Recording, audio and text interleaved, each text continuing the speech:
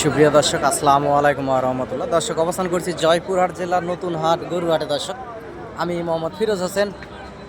এ পাশে অসংখ্য সুন্দর সুন্দর হাড্ডিসার জাতের আগামী 26 কুরবানির টার্গেটে মোটা তাজা করণীয় বলদ আবাল গরুগুলি দেখতে পাচ্ছেন। দর্শক, এগুলা বিভিন্ন দামের আছে। এগুলা জোড়া 2 লাখ, 1,80,000, 70,000, 2,40,000, 2.5 লাখ, এরকম বিভিন্ন জাতমানের গরুগুলি হাটে উঠে থাকে।